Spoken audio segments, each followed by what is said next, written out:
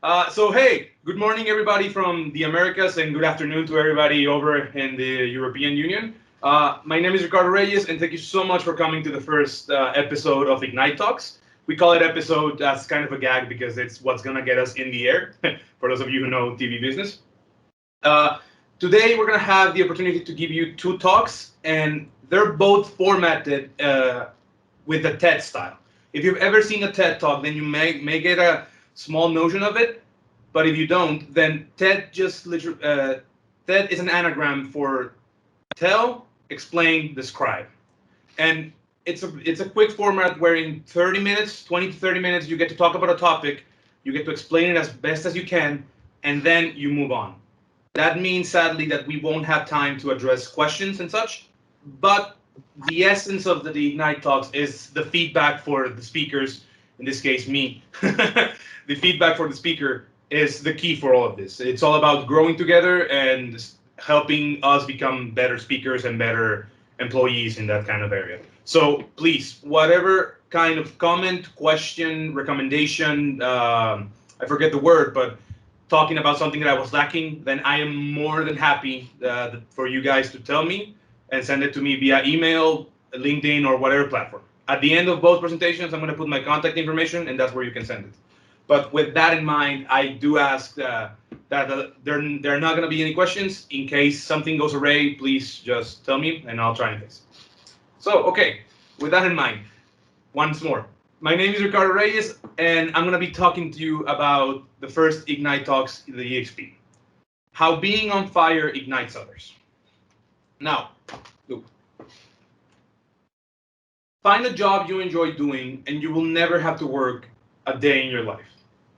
This quote, I've heard it throughout many points in my life, and I've never been able to find a reputable source that would find me to who created this quote. During the research for this presentation, I found that the latest person accredited for it is Mark Twain. So I'm gonna give it in honor to the almighty Google search engine. We're gonna be giving it credit for that right now. But in case anybody knows, please, just so you know, that's why it has a big question mark block in it. Now, whenever we hear quotations like this, we all create an innate representation of it. We all have different ways of understanding what we're reading. And in my case, I read it as, if you enjoy your job, then are you really working? Working in the sense of, whenever I think of the word work, I think of something that you'd rather be doing something else, something tedious that you have to do as part of your day-to-day activity, and you have to get it done. So if you enjoy your job, if you enjoy what you're doing, then you're not exactly working, are you? What you're doing is doing your something you enjoy. You're partaking in a hobby, getting better at it every day, and that allows for time to flow by. So when I read that quotation, the find a job you like and you will never work a day in your life, means that to me, it means that you're removing the work aspect from it and you're doing something you enjoy, a hobby. But lately, that notion has changed a lot. And I would like to share with you guys why that has changed in my personal perspective. Now, in order to do that, I'm going to be talking about passion. Passion and motivation, but mostly passion. Passion in the workforce. And in order to best describe passion, I'm going to talk to you about three of the main influences that I've had in the latest years towards passion. Now, beginning with all of it, is the first example is Martin Scorsese. He is a film director and he's widely renowned as one of the best filmmakers of all time. For those of you who don't know, like my parents who I was pitching this talk to and they didn't know who Martin Scorsese was, he, again, if you look him up, you're going to find a repertoire of amazing movies and incredible experience all across the board. He's won a ton of awards and done amazing work. So why do I bring him up? In the last couple of years, he created a masterclass. For those of you who don't know, a masterclass is sort of like YouTube, and the title is pretty explanatory. Master class. Masters in their field give classes about their field. So in this case, Martin Scorsese is giving a class about filmmaking as a career. And I happened to catch the ad for that class a couple of days back. And it's a really powerful ad. When you think of an ad, the purpose of an ad is to get you hooked in the first 30 seconds of the video. That's all you get. You get 30 seconds, and if you don't hook your audience, then it's not gonna work. The advertisement is not good. The reason why I mentioned everything around this advertisement is because Martin Scorsese's advertisement begins with this. If you're interested in filmmaking as a job, this isn't the class for you. Oh, sorry. How do you begin an advertisement with that, stating that this isn't the class for you? It's interesting. And then he immediately follows it up with, if you have a need to make movies, if there's this particular story that you can't rest until you've told it, that you're burning to tell it, then you could be taking this class and I could be seen speaking with you. And now that second one, wow, it's just astounding. Because he makes it perfectly clear from the get-go. There's no interpretation, there's nothing else to unravel. If you see movie making as a career, this isn't the class for you. Because Martin Scorsese doesn't make movies, he tells stories. And he's inviting the fellow people that follow his passion to the class. He doesn't want people who just see it as a job to come into the class and learn trademark secrets, because they're not going to understand what he's talking about. He wants people who have a burning desire to tell the story. He wants people who are there to share an experience. So it's interesting. As a quick side note around this, for a more modern approach, on 2020, the Oscar nominations for Best Movie and Best Director, the movie that won was a movie called Parasite by a Korean film director. It was a whole thing. You probably heard the name Parasite or know a little bit around it. If you've seen the movie, amazing, great movie.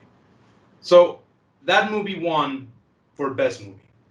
And the director, Jong Bong-ho, I don't want to botch his name, sorry, won for Best Director an Oscar. And during his acceptance speech, he quotes that he wasn't expecting to win it, but then he credits Martin Scorsese for giving him inspiration to create the movie, citing a specific quote saying, "Normally, the most personal things are the most creative."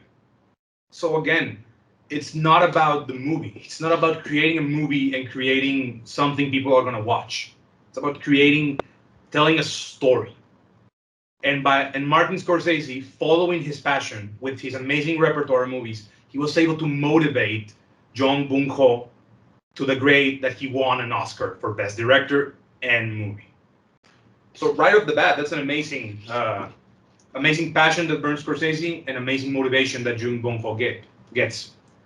Now, I'm gonna switch it the other way, 180 degrees, into the world of magic with the next example, which are which are Penn and Teller. For those of you who don't know, Penn and Teller are the current one of, if not the greatest magicians of all time. They're credited as such because they've been in the magic business for over 46 years. That's a lot of time. They have achievements for being the longest running show in Las Vegas, where they perform in the Rio Hotel. And what's interesting about Penn and Teller, and the reason why I mentioned them, is because they've been working on magic their whole life. And a couple of years back, around 10 and such, they found out that they were at the peak of the mountain. They had reached the top of the mountain and they had nowhere else to go, at least in the US. So what they did was they tried to make a TV series where they traveled around the world and see magic in different cultures and from different performers. This miniseries only got to go to three cities, but they only went to three because it changed their perspective on how magic works. They went to Egypt, Mumbai, and Beijing. So Egypt, China, and India. I really hope I didn't botch India's capital. Sorry. So when they were there, they film and they talk about how all the magic that they saw were street performers. They didn't see theaters, they didn't see anything established for a magician to make a career in those kinds of places at that time. And they say that they were astounded because they were being shown tricks that they knew in the US, but with different twists, different cultural twists. And at the same time, they found unique acts that fooled even them, citing that they found magicians that were on par with them, that were street magicians in Egypt and in those three cities I just mentioned. They were astounded. How is it possible that someone with such skill for magic and such drive and such passion not be able to get up on the big stage? And that's when they figured out that it's because of their cultural settings and because their current societies didn't accept magic. So they stopped the TV miniseries. They decided to stop that and created a new show called Penn and Teller Fool Us. Now, Penn and Teller Fool Us, for anybody here who hasn't watched it, I highly recommend it. It's an amazing TV show. You're gonna have a great time. It's kind of like watching MasterChef, but with magic. So believe me, it's for fun times. So, Penn and Teller Fool Us. What is the show about? It's a very simple show where you, as a magician, you submit a video with a trick into their platform, and if you get chosen for the stage, you get flown to Las Vegas and you get to perform for Penn and Teller live on stage. You get to perform for them.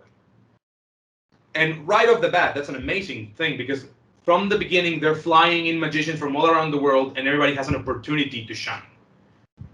On another aspect, once they get into the show, they had one chance to fool Penn and Teller with that trick, right on the spot.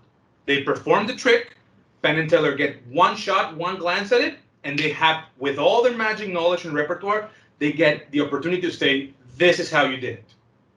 And if they fool them, they get to be the opening act for their live Las Vegas show. If you get to fool Penn and Teller, you get to be a performer in Las Vegas with the biggest name in magic in the Rio Hotel. Amazing, right? But if you fail and don't fool them, all you get is to be on national television and to be as part of the repertoire of magicians that has come up. And that's it. There's really no downside to it. You get flown to Las Vegas, you perform a trick, you didn't fool them, you go back to the drawing board and you go back to working. Now, I've sprinkled in there some spoilers of what I'm about to talk, but this show is amazing because of around 4 reasons. The first one is it established a new platform for magic to be experienced around the world. They now get to bring people in front of them and try and fool them. I'm gonna go into that in a second. Second, they get to hone their skills because they get to see new tricks, and Penn and Teller have the opportunity to practice deciphering magicians in the moment, and if not, they get to experience a trick that they don't know how it works. Penn and Teller have quoted that the worst part about being a magician is that you lose the illusion. That you can no longer go to a magician's act and be astounded. That you no longer feel that, how did that work? Does he do that? They lose that. You pull back the curtain and you know, oh, it's this, X, Y, and Z. So with this show, they get to see, and if they fool them, I'm sorry, well, I gave you the opportunity. But if not, they experience that sensation. They once again get to experience magic the way that they first had. Another thing is they now get those performers to work for them in one show where people are going to be coming all around the world. So not only are they practicing their skills and being able to learn new things, they help the community of magic establish themselves either through the show or through the show and in live television when they perform the trick. But lastly, out of all of it, they get to keep doing magic. They keep learning about magic and they keep honing their skills and they keep climbing the peak. it's astounding that they got to the top of magic, and there was nowhere else to go. They were the definition of contemporary magic. And what they decided was that if you're at the top, you could either stay there and be happy with your accolades, or you could lift the bar from everybody else, for everybody else, and under that segment, you yourself grow. They never compared themselves. They never said, oh, we already got to the point where the Houdini, for example. They never said, oh, we already got the same recognition as Houdini, we're done. No. They loved magic so much that they wanted to climb higher mountains. They wanted to keep on going forward. The reason why I mentioned this is because they didn't saw the mountains. They didn't see the forest for the trees. They saw what they had climbed, and they didn't care that there was nowhere else to go. They found a way to keep on climbing, all in the name of magic. Now, before stepping, I'm going to tell you about the third and most important person from this list, which is my teacher, Maria del Carmen Benitez, who taught me advanced English in high school. Now, it's very easy to talk about people at the top of their game and find inspiration in them. Martin Scorsese is one of the best film directors. Penn and Teller are one of the best magicians. It's easy to get inspiration from them. It's easy to try and say, I want to be like them. So why would I go and talk about my high school teacher? Well, first of all, whenever I went to her class, I don't want to brag about anything, but by that point, I had lived on media from the United States, so I had a pretty good grasp of English. So the class wasn't that hard. But what astounded me was that her class always flew by. Literally, I stepped into the classroom, and 1 hour and 30 minutes, gone, just gone. And all she conveyed through her classes remained in my head. Now, I don't know about you, we've all taken classes, and what I'm describing may sound odd because that happens maybe once in a lifetime, maybe a couple of classes where you're really into a topic, but have it sequentially happen every single class is an amazing thing. But I didn't understand, how is it possible that I'm enjoying so much advanced English? And at that point, I wasn't interested in English as a career. I actually am very bad with languages and writing and those kinds of things.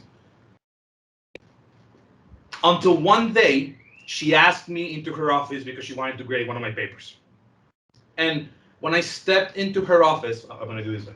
When I stepped into her office, she had framed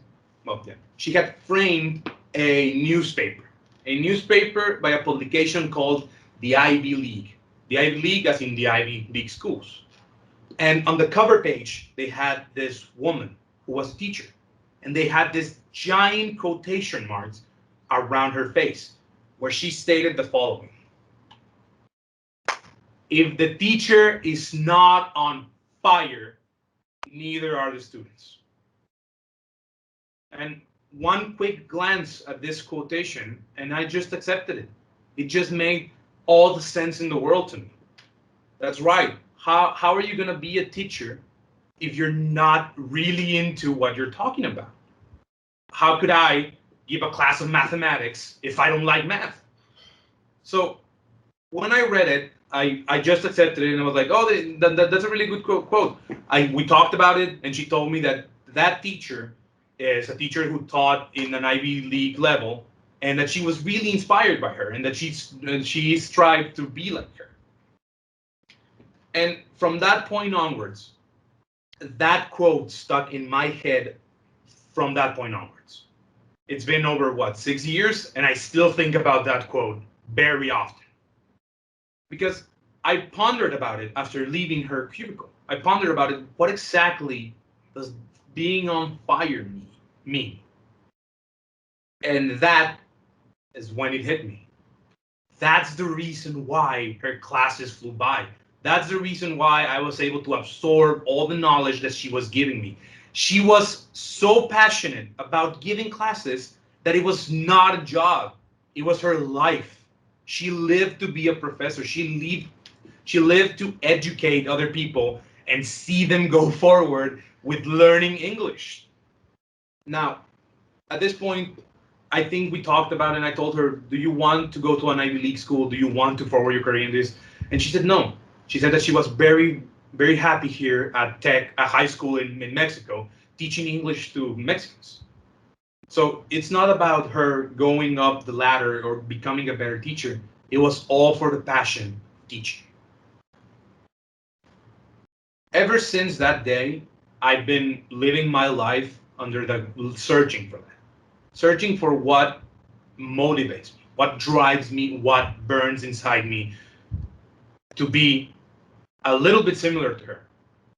And my parents have always told me, happiness is not found in the material. Happiness is found on the inside. So I started to understand that quote.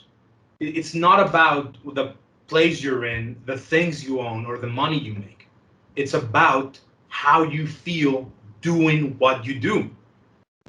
And she lived it. My teacher lived the happiest life I've ever seen. She was living her passion.